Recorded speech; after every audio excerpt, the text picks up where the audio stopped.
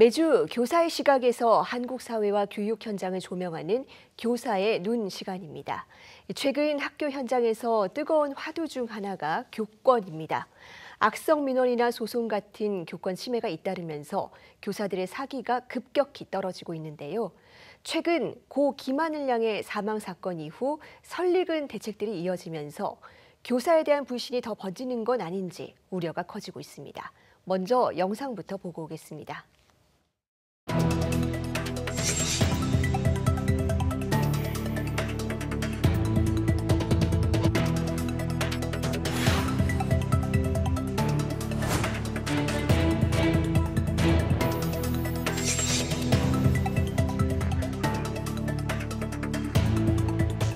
정신질환을 가진 교사들, 우울증을 가진 교사들이 마치 예비 범죄자나 예비 살인자인 것처럼 막 언론에서 이렇게 비춰지고 있는데 절대 그럴 수도 없고 그렇지도 않는데 그렇게 악마화하고 마녀사냥하듯이 그렇게 접근하는 프레임이 과연 옳은가.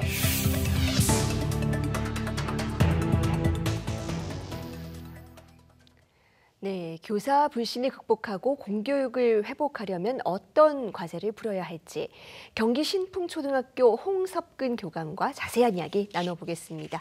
어서 오세요. 안녕하세요.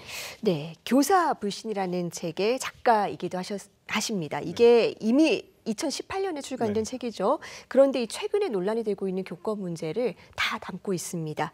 이 7년 전과 지금 학교 현장은 얼마나 달라졌습니까? 네, 결론부터 말씀드리면은 크게 달라진 것 같진 않고요. 오히려 더 악화됐다라는 생각이 듭니다. 제가 2018년에 책 제목을 그렇게 이제 쓰니까 이제 많은 논란들이 좀 있었었는데, 저는 이제 교육 정책을 오랫동안 연구하면서 여러 가지 시그널의 의미를 분석을 하고 그 데이터를 바탕으로 이제 향후의 미래에 어떻게 변화가 될까 이걸 고민하는 지점에서 이제 학교와 교사 불신이 좀 심화가 되겠다 이런 의미에서 여러 가지 사건들을 해석을 했는데 아이러니하게도 지금 7년 지난 지금 현재 비슷한 사건들이 이어지고 있고 더 이 현상들이 심화되고 있는 것 같습니다. 네, 정말 우울한 예측이 결국 이 현실이 되고 말았는데 그렇다면 구체적으로 어떤 이유 때문에 이런 이 교사에 대한 불신이 생겼다고 보시는지요? 혹자들은 어떤 특정 이슈라든지 사건 때문에 이제 교사 불신이나 학교 불신이 심화됐다라고 생각을 하는데 저는 좀 생각이 다르고요.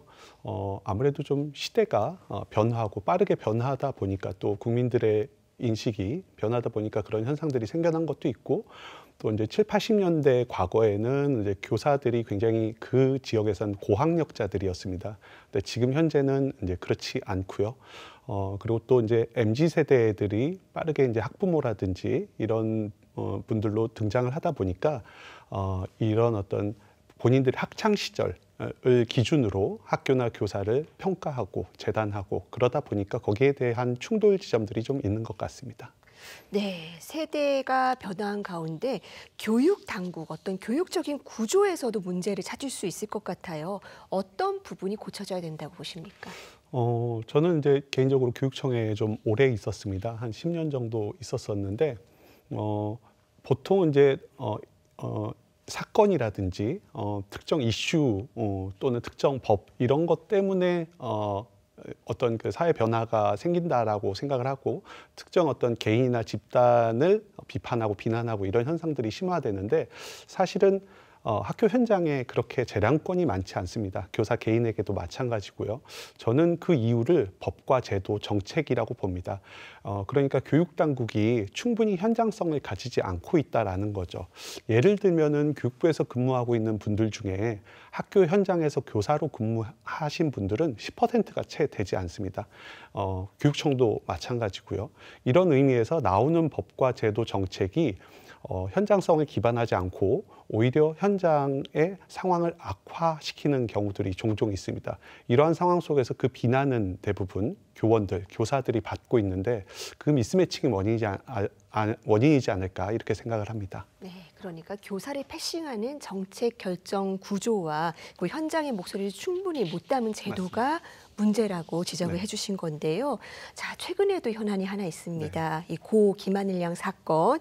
이 이후에 또 교사를 어떤 문제 교사로 낙인을 찍기 시작하면서 불신이 또 번지고 있다라는 지적이 있어요. 이 대전광역시와 또 이 교육당국의 대응 어떻게 보셨습니까?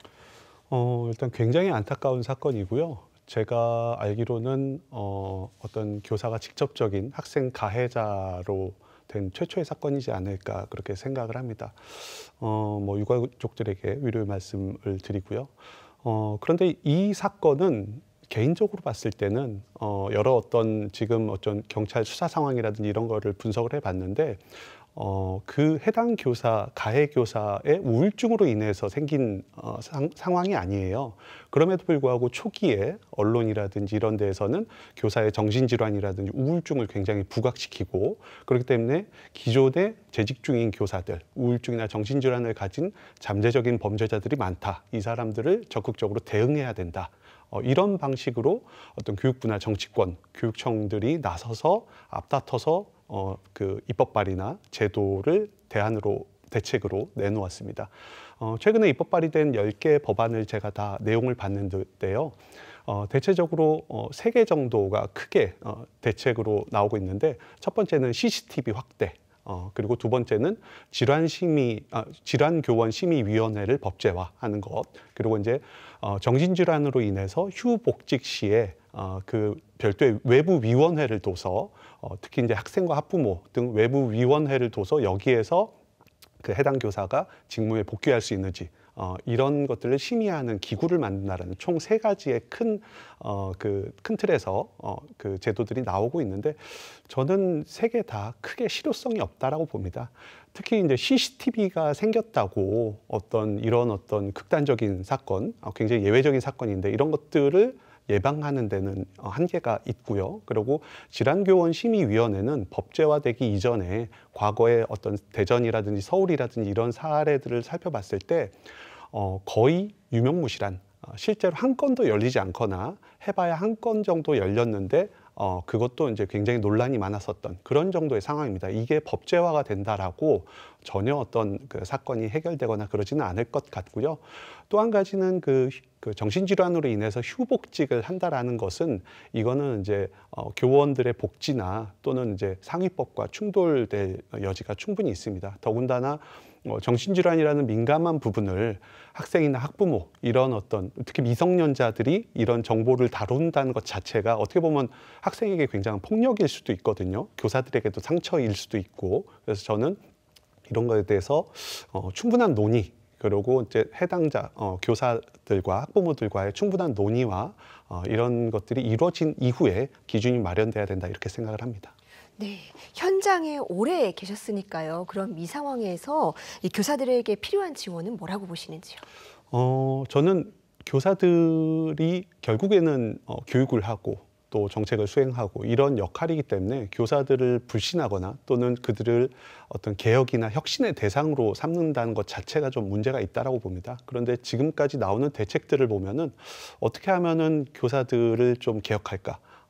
또는 학교를 좀 서열화해서 사업을 어떻게 더 확대할까 이런 것들로 대부분 진행되고 있는데 저는 이 방식 자체가 문제라고 생각하고 오히려 이제 교사들을 신뢰하고 믿어주고 또는 교사들의 역량을 강화하고 이런 측면에서 마음을 좀 얻는 방식이 돼야 되지 않을까 그렇게 생각을 해봅니다. 네, 그렇다면 또 마지막으로 강조하고 싶으신 부분도 있으실까요? 네, 지금까지 교육 정책이나 제도는 뭐 예를 들면 국회의원 또는 국회의원 보좌관 또는 어떤 교육부, 그다음에 교수, 연구자 이런 사람들이 주도를 해왔는데 그러다 보니까 이제 현장 교사들이 굉장히 배제되어 왔습니다. 그리고 현장에 있는 교사들도 본인들이 왜 정책이나 제도를 만들어야 돼 이런 의문증을 가지고 좀 외면해 왔었던 것도 사실이라고 봅니다. 그래서 저는 지금 일련의 여러 가지 상황들과 그 대안들을 보면은 교사들이 배제되어 왔고 교사들이 배제되어 올 수밖에 없는 상황들이 있었어요. 그래서 저는 연구하는 교사, 법과 제도를 공부하고 대안을 모색할 수 있는 어떤 교사 이런 사람들이 좀 많아졌으면 좋겠다는 생각을 해봅니다. 네, 학교 현장의 여러 가지 문제는 결국은 이 신뢰 부족에서 시작이 되는 것 같습니다. 근본적인 신뢰를 회복할 수 있도록 이 학교 구성원들과 교육당국의 모두의 노력이 필요해 보입니다. 오늘 말씀 잘 들었습니다. 감사합니다. 감사합니다.